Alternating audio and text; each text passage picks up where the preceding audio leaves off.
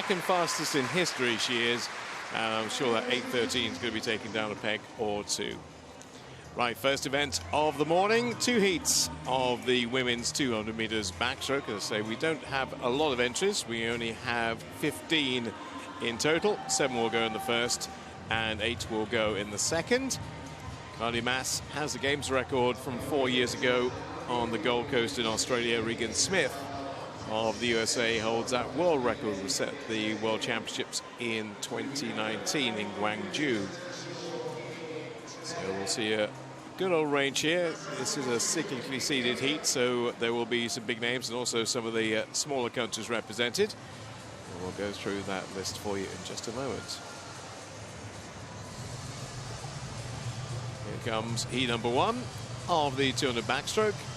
Poppy Davis-Coyle of St. Helena, Danielle Treasure of Barbados, and then we're into Scotswoman, Canadian, Australian, a representative from Jersey, and from the Bahamas, Kylie Mass, as you've seen, also has the Commonwealth Games record, 2:05.98.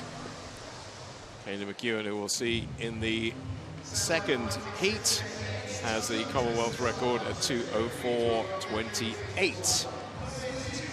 Well, for the main swimmers, the top swimmers here, they're not going to have to bust a gut this morning, because with only 15 in there and 8 to qualify, they can take it probably about 80%, 90% this morning. Yeah, absolutely. It's all about what they want to do to flush out last night, because a lot of them swam the 100s. Backstroke, Kylie Mass to be one of those taking that silver medal. So her getting back into this, finding her groove, recovering from that night. She looks comfortable there. Looks like she's enjoying. She's up for this heat. We've seen it a lot where they've had to come back quite quickly in this program this week. Some of the athletes have gone from a shorter race to a longer race in their specialist stroke. And so for Kylie Mass, it'll be about getting comfortable. For Mina Atherton, it'll be about getting a good lane position so that she's in the battle tonight for those medals as well. We'll get to see from a Scottish perspective, Cassie Wilde for the first time. She'll be going lane number 5 in heat number 2. But it'll all be about Kylie Mass. Well, not all about Kylie Mass, because Mina Atherton, who's done very well this year, was second in the 100 back in their trials. They start selection for both Tokyo and Rio, though, so last 2 Olympics she did not qualify for. A bit of ground to make up for the 22-year-old. 200 backstroke, Kylie Mass of Canada with a silver in the 100, 8th fastest in history.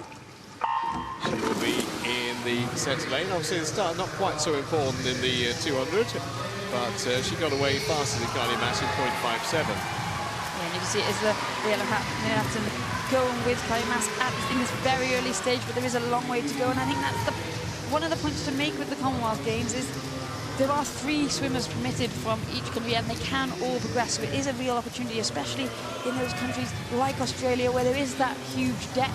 If you do just keep getting touched out at trials, for Olympics, for World Championships in that 3rd position, it gives you an opportunity on the world stage. And Mina Atherton will be looking to take that. She had a great underwater there. Obviously, on backstroke, you can really use that 50 meters underwater, and that's where we're seeing a lot of the advantages being made. But Kylie Mass, great swim speed. She looks so comfortable here. Really long, slow stroke rate, but the distance that she's getting with each stroke is very impressive.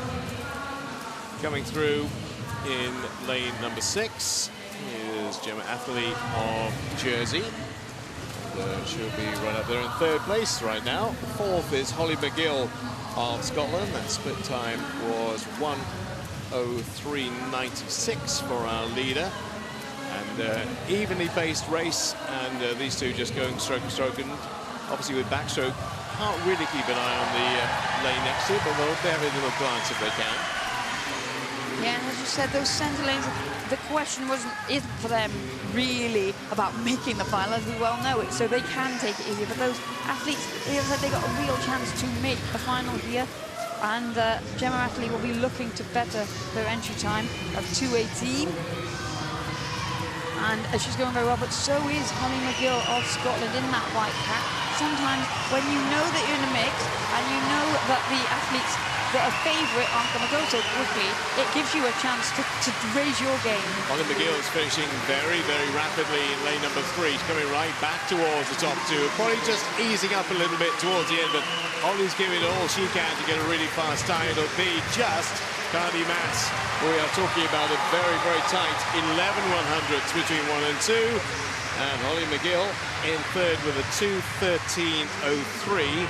Her personal best is 2:11, so she's got a bit to go to get there, but she's given herself a very good chance of making that final later on today. Carly Mass just edging out the Australian into first place. Yeah, the defending champion there looking very, very comfortable indeed, as we just see in the shot now. Poppy Davis-Coyle, the 14-year-old from St. Helena. So on 3 events on day 1. She had a very busy program then, and she's back in the water now.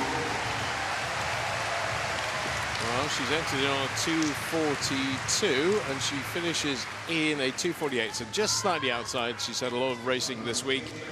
Maybe it's starting to take its toll, but good finish. So they were both easing up. Well, they weren't certainly flat out over the last 50.